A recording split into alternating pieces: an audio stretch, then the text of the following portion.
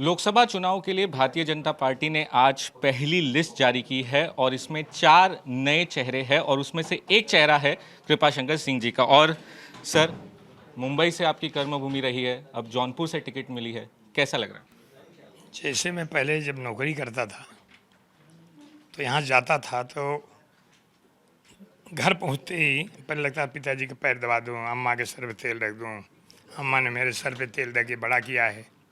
हाँ, तो माँ बाप तो नहीं है, लेकिन जौनपुर की सेवा करने के लिए भारतीय जनता पार्टी में जो लोकसभा को उम्मीदवार बनाया, मुझे लगता है कि ईश्वर की बहुत बड़ी कृपा है कि ऐसे समय जहाँ मेरे राजनीतिक क्षेत्र हमारा मुंबई महाराष्ट्र हो,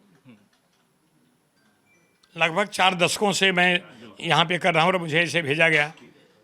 मेरे पास शब्द नहीं कि मेरी अंदर की खुशियाँ क्या होंगी, लेकिन मेरे पास एक चीज़ विश्वास भी है कि जिस जवाबदारी से, जिस विश्वास से पार्टी ने मेरे पर विश्वास व्यक्त किया है, उस जिम्मेदारी को पूरी तरह से निर्वाह करूँगा। और मैं जैसे प्रवेश किया था पार्टी में, तब जो पार्टी ने मुझे कहा था, पूछा था कि आपको क्या कुछ कहना है, कुछ नहीं कहना है, एक विश्वास आप मेरे ऊपर करिए, अगला विश्वास मैं जीत करके रहूँगा।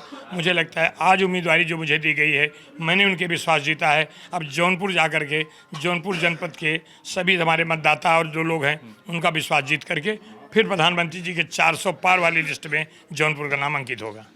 मुंबई में, महाराष्ट्र में आप मिनिस्टर भी रहे, कांग्रेस के मुंबई प्रेसिडेंट भी रहे, अब बीजेपी से आपको टिकट मिली है जौनपुर के लिए। कितना अलग रहा है ये पूरा सफ़र और कितनी खुशी पूरे परिवार में? होती है, स्वाभाविक है, ये खुशी की बात है। और मुझे वो दिन याद है कि जब मैं विधान परिषद का सदस्य बना था 94 में, तब भी उसी ढंग से हमारे समाज के लोग, महाराष्ट्र के लोग, शुभचिंतक के लोग, मीडिया के लोग मुझे प्यार दिए थे। जब मैं मंत्री बना था तब भी हमको प्यार दिए थे।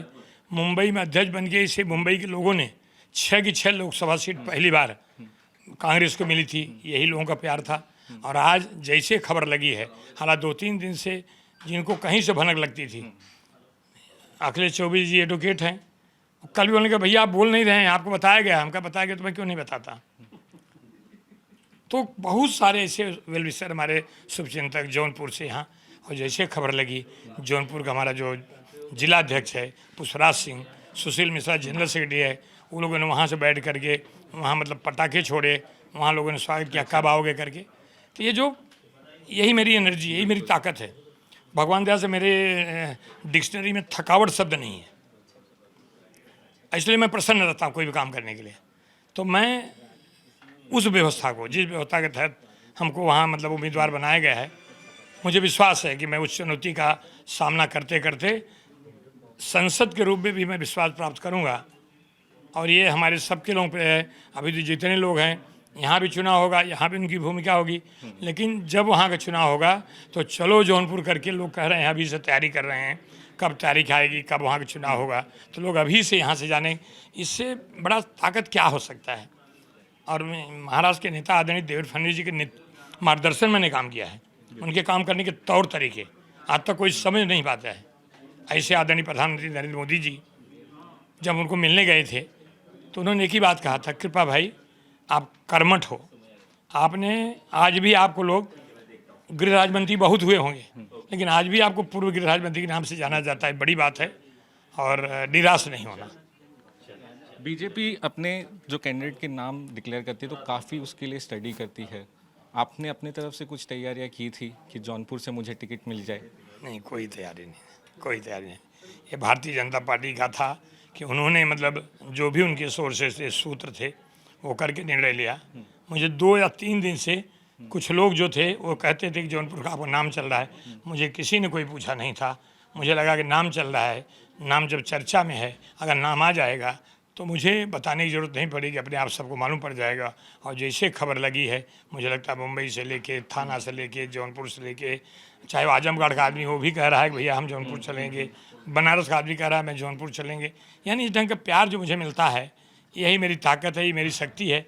इसी विश्वास के लिए, इसी विश्वास को देख करके मैंने आदरणीय प्रधानमंत्री जो भारतीय जनता पार्टी के शीर्ष नेतृत्व को ये कहा था कि मुझे जब भी कोई जवाबदारी दोगे मैं उसका पूरा निर्वाह करूँगा, निराश नहीं होने दूंगा। यूपी में कांग्रेस और एसपी का गठबंधन हो चुका है, आपके सीट से सिटिंग एमएलए बीएसपी का है। कैसी तैयारी आप देखते हैं और यूपी में किस तरीके की फाइट आप देखते हैं? मैं इतना ही कह सकता हूँ उत्तर प्रदेश की 80 लोकसभा भारतीय जनता पार्टी के सांसद बनेंगे। आदरणीय नरेंद्र मोदी जी का नेतृत्व और जगत प्रसाद नड्डा जी की संगठन की क्षमता, उनके साथ हमारे बी एल संतोष जी हैं, चाणक्य कहे जाने वाले राजनीति के हमारे गृह मंत्री आदरणीय अमित भाई शाह हैं, देश के रक्षा मंत्री राजनाथ सिंह जो भी उत्तर प्रदेश आते हैं। योगी जी के बारे में कुछ बताने की ज़रूरत नहीं है।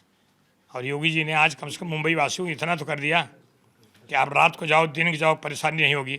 यहाँ से कमा के बक्सा के लेके जाने वाला कभी कभी लोग जाते थे, अंधेरा हो जाता था। आप लोगों में से कई लोग मतलब को पता होगा, उनकी बैग भी लुट जाता था, उनकी कमाई लुट जाती थी। आज 12 बजे 1 बजे भी लोग जाएं तो न वो लुटते हैं न उनकी कमाई लुटती है, उल्टा उनका सम्मान करने के लिए लोग वहाँ खड़े रहते हैं। ऐसी व्यवस्था है। बहुत बहुत शुक्रिया हमसे बात करने के लिए। कैमरा पर्सन महेश मौर्य के साथ सौरभ वक्तानिया, मुंबई, आज तक।